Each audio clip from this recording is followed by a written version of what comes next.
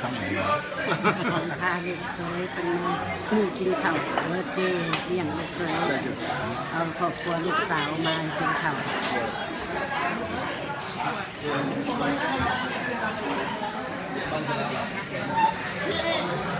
สบายดีสบายดีนี่นะสบายดี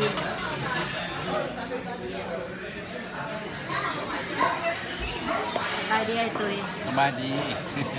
สบายดีนั่งตุ๊กตาสักไหมกัน Hi Greg Hi, thank you. Happy birthday ลูกเคย birthday Happy Thank you. birthday Thank to you. you ตะเกียบน้อยหนึ่งเขากินยา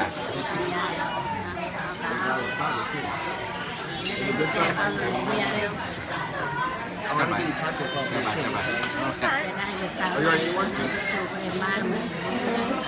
I know, boo. She should have came with us. นั่งตู้บ่มาคือภาคตู้ครับผม แซ่บบ่ แม่บอก แซ่บบ่ช่วยแซ่บบ่ Yours is not. แซ่บบ่โดย you meet นี่นางแซ่บบ่ you meet your brother บอกนะอ้าวตู้ได้ตู้พ่อจะกินเพื่อเลยจะกินเพื่อแล้วดูเลยนั่งตู้จำดิจักเกะเลยครับเนี่ยจักเกะเนี่ยบอกต้องกินมาได้ไม่งั้นลูกเสือกินน้อยนึงมันไม่เท่าเลยเท่าไหมไม่เท่า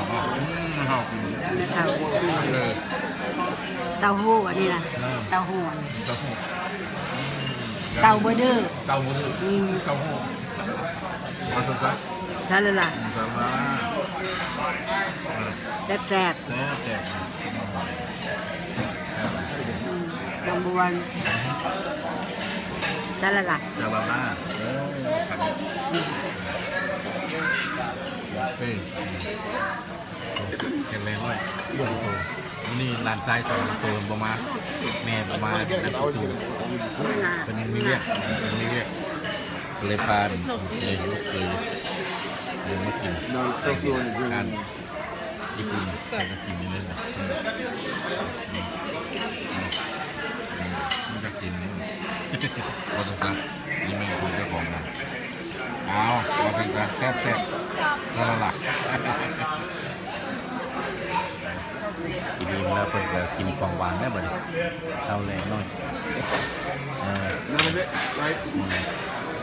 กินของหวานสักทีกันมันโดย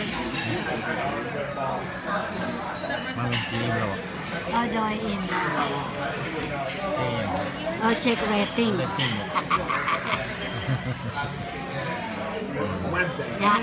กำลังใจnumber one กำลังใจอยู่นี่อันใดก็สู่กำลังใจตัวนี้แน่นแหละนี่ก็ว่าสู้กันฟังเนาะ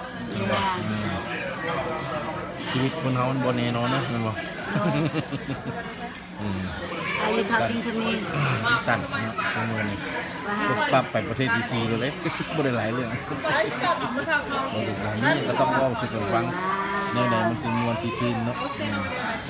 มื้อนี้ประเทศเนี่ยมื้อนี้ไปกินข้าวนั่นมองนี่นั่นแหละอาหารแซ่บๆเว้าสู้กันฟังแนวมันในสิม่วนที่คืนหลายพากันเฮ็ดแม่นบ่จะได้ไปประเทศที่4แล้วบ่ได้เฮ็ดหยังแล้วเฮ็ดแต่ความดีๆเด้อchocolate next time don't let her wear white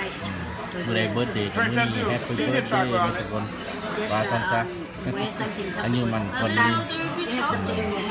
จ้าถูกเอ้าเป็นผู้บาแล้ว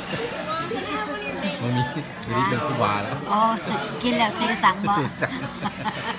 ว่าซันซะซาลาลา